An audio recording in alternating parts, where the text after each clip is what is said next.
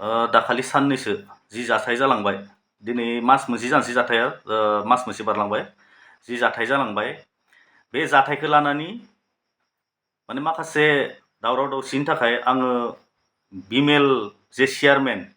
बे चेयारमेन बिथांदो जे आंनि हिन्जावा रिलेसन मोनसे जानानै दङ बेखौ आंबो मिथियामोन बे जाथायनिफ्रायसो थारमाने आं हमनानै मोनबाय बा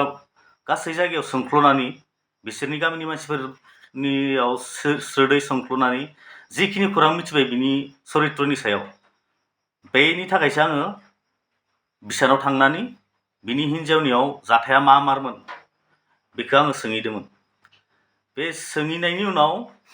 आङो मानि थाखाय भिडिअ रेकर्डिं खालामदोंमोन जाहाथे प्रुफ थाथो आरो इउपिपिएलनि मानसिफोरा बे खोथाखौ मिथिथो होननानै आङो प्रुफ थाथो मानि थाखाय बुलायनाय मानि थाखाय आंनि हिन्जावखौ बुनो थांनाय बे खोथानि थाखाय इउपिपिएलनि मानसिफोरा जाहाथे मिथिना थायो बिमलनि चरित्र आरो आंनि हिन्जावनि चरित्रआ माबायदि बेनि थाखाय आङो भिडिअखौ सिक्रेटलि रेकर्डिं खालामना लादोंमोन आरो बे रेकर्डिंखौ आङो इउपिपिएल भेरगाव इउपिपिएल मोनसे ग्रुप दङ वाट्सएप ग्रुप तो आंनि मिसेसनि वाट्सएप एकाउन्टनि थ्रुयै आं बे भिडिअखौ बे एकाउन्टआव आपलड होदोंमोन दा खोथाया जाहैबाय आपलड होखांनायनि उनाव बे ग्रुपआवथ' इउपिपिएलनि गोजासो मानसि बे ग्रुपआव इउपिपिएलनि गोजासो मानसि सोरबा फोरोंनायनि थाखाय सोरबा मानिनि थाखाय आं सोरबा बिपिएफनि मानसिनो बिपिएफनि पेज सालायग्रानो बे भिडिअखौ हराखै आङो इउपिपिएलनि मानसिनि इउपिपिएलानो बानायनाय इउपिपिएलानो ग्रुप बानायना लानाय इउपिपिएलनि 3 एडमिन दं बेयाव 200 बेसेबांबा जन बेयाव ग्रुप मेम्बार दङ बे ग्रुप मेम्बार थानाय बेयाव आङो जाहाथे बिमेलनि चरित्रखौ गासिबो मिथिथो होननानै भिडिअखौ आपलड होदोंमोन दा बिनि गेजेराव गाव नोंसोरनि इउपिपिएलानो जुदि बे भिडिअखौ सोरनिबा थ्रुयै भाइरेल खालामोबा सोरखौबा केस होगोन मा होगोन बेखौ बुंस्लायस्लाय नों गावनि ग्रुपआवनो नोङो सोंना नायलाय नोंसोरनि ग्रुपआवनो सोंना नायलाय सोर दुस्थु दोङो नोंखौ भाइरेल खालामनो सेस्था खालामग्रा सोर दुस्थु दोङो नों सोंना नायलाय जिथुनिखि आंनि सायाव नंखाय एलिगेसन लाबोदों जायनिखि जों मिथिनाय पेज हिसाबै आमार दतमा बिपिएफ बे पेज मोनसे आरो मोनसे भइस अफ बिटिसि मोनसे आरो बिनिफ्राय भेरगाव निट बिपिएफ अफिसियेल बै पेजाव आंनि नंखाय एलिगेसन अर्थात फोरमान गैयालाखानो आंखौ मोनसे माने समाजनि गेजेराव मोनसे रायजोनि गेजेराव नंखाय बाथ्रा फोसावदों बै पेज मोनथामा एसें जुदि नों स्मार्टबा आरो नों गावनि दायखौ एरसोखोमानो दायो नोङो गोदान गोदान खोथा खेंफोरथि होनानै फोजोबनो नागिरदों गावनि दायखौ मानो होनबा दानिया जोंनियाथ' मा होनो दाय मावबाय फेसबुक पेजफोराव फैबाय फेसबुकनि निउसफोराव फैनानै आं नङा आं दाय गैया बेखौ बुंबाय खेंफोरथि होबाय खेंफोरथिबानो जोंनिया दाया जोबो तो जोंफोरो बे रखम खेंफोरथि होफैबाय आङो बेबायदि सोरनिबा निउसखौ लिंहरनानै मा लिंहरनानै खेंफोरथि होबाय थानो सम गैया नोंसोरनि सभाब चरित्रखौबो आङो नायनानै नेबाय थानो हानाय आंहाबो सम गैया बेकार सम आंनियाव गैया थारमाने बिमेल मिथिबाय आरो नों मा खोथाखौ लानानै नङा नङा होनबाय थादो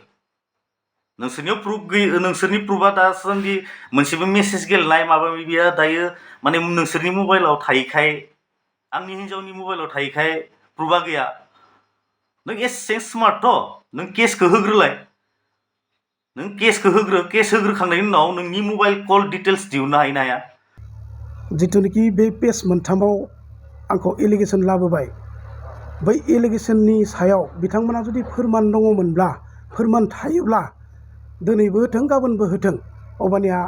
आं रेडि सोरदों खै घन्टा रायलायो आंनि हिन्जावदो रायलायाखै होनदों आंनि हिन्जावदो लाइन मारियाखै होनदों आंनि हिन्जावखौ लोगो मोनाखै होनना बुंदों नोङो खिन्थु बै हराव जे नोङो 10टा बाजायालागै नोङो बै नोंसोरनि मांखरसालि मानसि फबनाय जे जायगा बागान खाथियाव गारि लाखिनानै सना माइनाव होननानै मानसि हिन्जावफोरखौ कल खालामबाय थायो तो आंनि हिन्जावखौ कल खालामाखैबा सोरबा सासेनि दो रायलायनाय कल माबायाथ' ओंखारगोन केसखौ होग्रोखां नोङो आंखौनो हो केस बिनि उनाव नोंनि कल डिटेल्स दिहुननो हाया केस जाखांनायनि उनाव आं नोंसोर फैसानि पावारनि मानसि नोंसोरा मालाय खोमानो हानाय केपासिटि जोङो सोरखौबा माने निउसखौ लिंहरब्रबनाय मा लिंहरब्रबनाय नोंसोरा हयथ' नोंसोरनि दायखौ खोमोरनायनि नोंसोरा पावार दङ दा बे नोंसोरनि लाइन मारिनाया जुदि नंमारामोनबा नोंसा हिनजावा आंनि हिनजावखौ होसोथाबनानै बुनो थाङामोन सोब्बानो थाङामोन कल खालामनानै रायहरामोन दमहरामोन जिथुनिखि बै केसखौनो लाना बै एलिगेसनखौनो लाना जाय आंजों जोंस्रि बर' होननाय सासे हिनजावखौ माने देहायारि सोमोन्दो दङ होननानै बिनि हौवाया आंनि न'सिम भिडिअ रेकर्ड खालामलायनानै आंनि बिसिजों लोगोसे सावरायनानै बेनिफ्राय गावनि बिसि सयं बिसिखौनो जे आंनो गथायना गालांनो जासिनो जे बाथ्रा बुंलायलायदों बै बाथ्राफोरखौ आं सहायनो हायाखै जायनि जाहोनाव आङो बैबायदि माने सभाबखौ आं एसेबो इच्छा जाया आरो एसेबो गावनो गोसो जाया आरो नङाबा आंनि हिनजावा न'खौ गारनानै गथ'खौ गारनानै ब्लड खारनानै थाहैयामोन दायानो गैयाबा नोंसोरा भुलानो गैयाबा रायजो दोङो रायजोआ सावरायगोन नोंसोरनि बुलायनाय मानायखौ रायजोआ खोनाना थादो थ' बेफोरखौ माने रायजोआ मिथिनांगोन सल्भ जानांगोन मा मारमोन खोथाया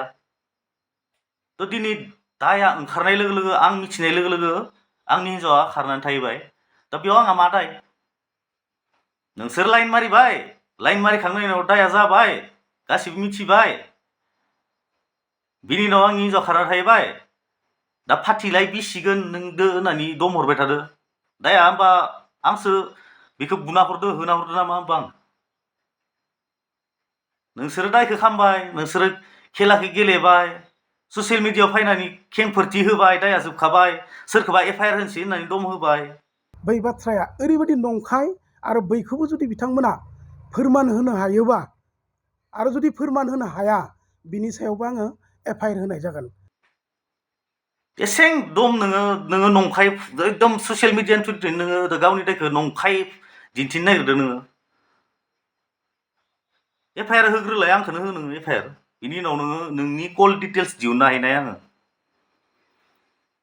कर्टआव केसा सोलिगोनथ' नङा होमबा नोंसोरथ' अभार स्मार्ट मानसि कर्टआव केसा सोलिगोन नोंसोरनि कल डिटेल्सआबो ओंखारगोन ओंखारा जेथिया केस सलायगोन खै घन्टा खै मिनिट सोरदो रायलायो आरो खोथाया जादों मा आंनि हिनजावा पश्चिमबटला भिसिडिसिनिसो वर्कार हिसाबै खामानि मावबाय थादो नोंथ' टटलापारा भिसिडिसिनिसो चेयारमेन बिदिलाय नोंहा मा नांनायनि कल खालामलायबाय थानो बा माबा साहा हटेलाव साहा लोंनाय जानाय खालामनाय माबा शपिं मलाव थांनाय ज' थांनाय माबा खालामनाय सना बायनानै हरनाय मा नोंसोर जुदि नोंसोरनि माबाया जुदि सरित्रआ थिग मारबा मा हिसाबै बेबायदि जाबाय थादो